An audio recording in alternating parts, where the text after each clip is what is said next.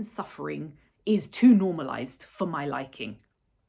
There's too much of this blasé attitude towards women suffering. I remember there are endless reports about how nobody's having kids anymore. Why are women not having kids anymore? And despite us actually speaking up about it and being honest about the actual reasons why women are no longer having children that go beyond, I just don't want them, people still aren't listening.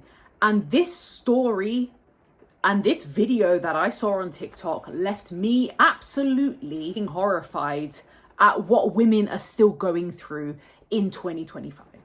What is up, people? Welcome back or to another video. For those of you who are both old and new around here, a very warm welcome back. I'm super grateful to have you come and join us. I came across this video on TikTok and I could not help but go into a rabbit hole, as often happens on social media these days, a rabbit hole into this story and this scenario and how this is just one of many. The kind of shit that women are still having to deal with. This footage was filmed by the mother of the woman in the wheelchair who was giving birth basically, but she didn't have a bed.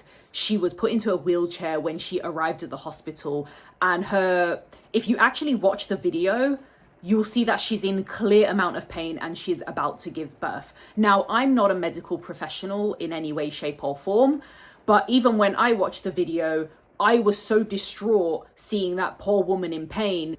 Is what you'll see in the background is a nurse who is completely neglectful, completely ignoring the woman who's, squirming around in pain and screaming. It was actually so uncomfortable to watch. I had to watch it again because I wanted to know what the fuck this nurse was doing. Whoever she is, she has got absolutely no empathy whatsoever. She is doing absolutely nothing in the background, and she is sitting there asking her fucking questions. Like, she's doing what I believe is some sort of medical onboarding questions. If there's any medical professionals watching this video, please let us know down below what the procedure is, because from what I know, I'm thinking in my common sense brain that maybe you should focus on the fact that she's literally about to have that baby, and then you can ask her all the questions maybe afterwards. I don't know.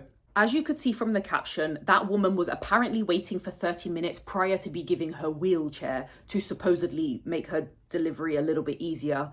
And then she apparently gave birth to her child 12 minutes later.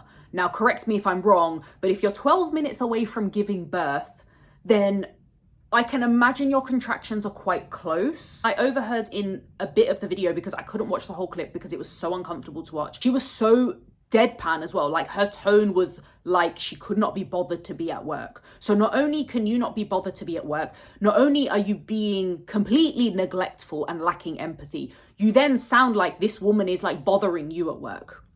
Oh, I'm so sorry that I decided to come in and have a baby. So let's talk about this nurse, LaCrista Vaughan, and just looked like she couldn't really be bothered to be at work that day. And one thing that I always think about is, if you don't like your job, you're free to leave. If you don't like caring for people and being empathetic and being kind and giving care, which is basically what your fucking job is, don't do your job. I understand no job is perfect, and I understand we all have good days and shit days. That counts for everyone in every single field. If you do not like caring for people, or you have unconscious bias, which I think plays a massive part in this specific story, I strongly suggest you go and do a job where you're not dealing with the general public or people in general, specifically not vulnerable people. Any normal person with any kind of tiny little pinpoint of empathy would have been trying to do something, or maybe trying to alert someone or something along those lines.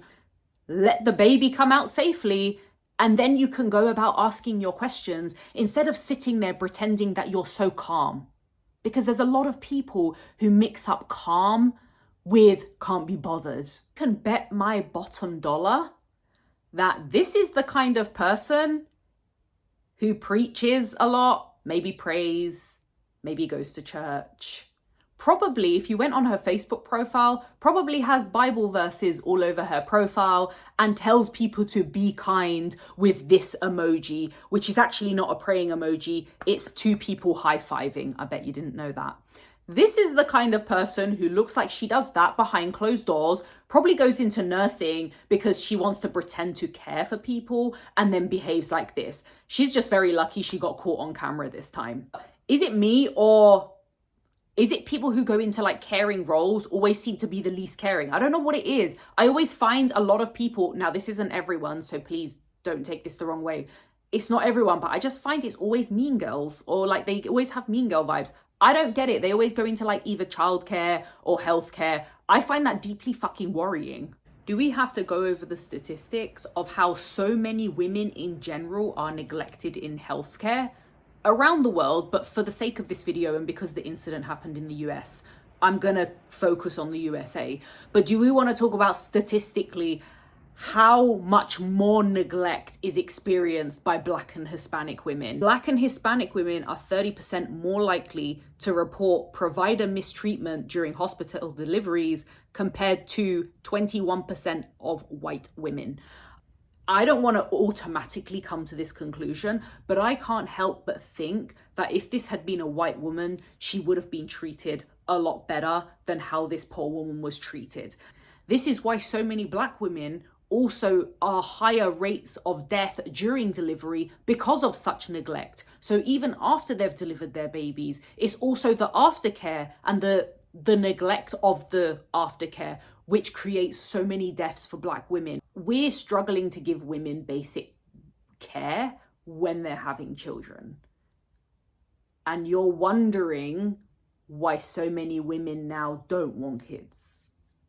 I don't know if it's just me, but one of my pet peeves is lack of common sense. Because in my opinion, I think the declining birth rate, it's pretty obvious why it's declining. I don't think about it and go and write an article like, I wonder why. Actually, to be honest, I think everyone knows why. They're just pretending they don't know why and trying to cover it up and blame it on things like feminism. It's because so many women get neglected in the healthcare system. They always have done. They probably always will do because things don't seem to be changing. Look at my baby. Get a baby like this instead. Have ever wanted kids or had the urge to have kids? Newsflash.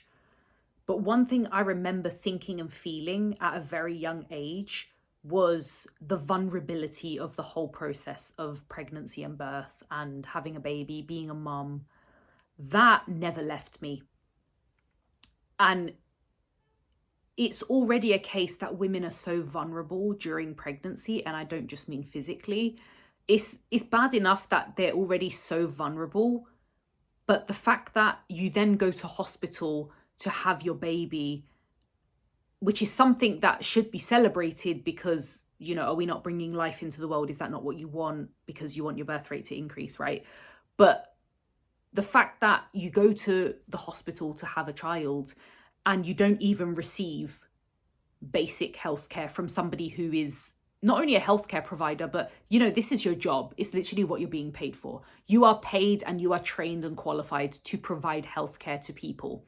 And you can't even do that to someone who is already in an incredibly vulnerable state. That is shocking. And how that's still going on and people are just like, oh, get over it, move on, it's the way it is. Women's suffering is too normalized for my liking. There's too much of this blasé attitude towards women suffering. I remember having these conversations of like, so hold on a minute, we're meant to be okay with constant suffering, constant pain. Why is it normalized? Like even things like heavy and painful periods are normalized. It's just a case of so many of these women who suffer with their menstrual cycle and suffer with monthly pain, which is so bad that oftentimes a lot of them can't actually go to work. They're just told, oh, just take some paracetamol, just take some ibuprofen, get over it. This is the way it is. This is the way it should be. But should it be like that? Why is it that through centuries, we have had women's sacrifice and women's pain normalized to the point where you can sit there while a woman is literally in so much fucking pain, she's screaming, and you just sitting there like, oh, this is normal.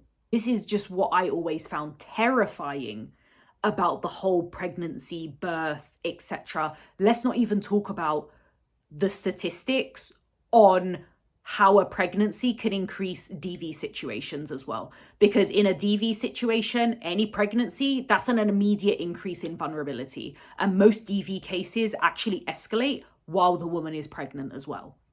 These are all, I mean, I could go on and on about this, but it would be a film. It would be a fucking Netflix series, like seriously. But it just enrages me that women being in pain all the time is something that people think is normal and okay, that we're just not batting an eyelid to it anymore. And we've completely, in humankind, has lost that empathy of like, oh, well, this is the way it is, just get over it.